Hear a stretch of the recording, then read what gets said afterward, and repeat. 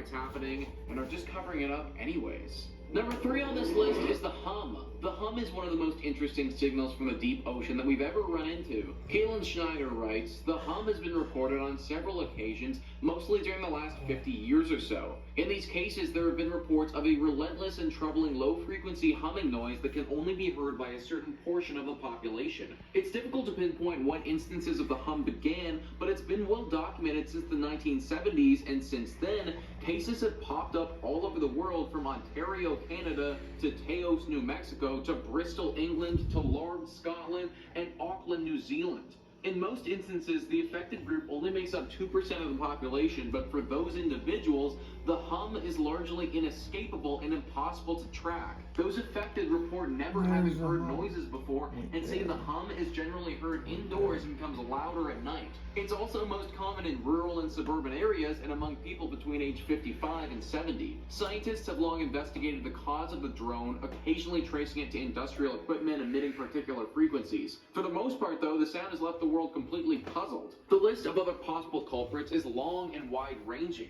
Wireless communication devices, power or gas lines, electromagnetic radiation, radio waves, earth tremors, or the ocean are all suspects. Because the hum appears and disappears, and because the cause may vary from case to case, the phenomenon still baffles researchers. At this point, a few things are clear. The hum is real and likely a byproduct of 21st century living. They think that this sound might come from the ocean, but they're also really not that sure. This is one of those ones that just really doesn't make any sense. Caitlin writes at the end there that it might be a product of 21st century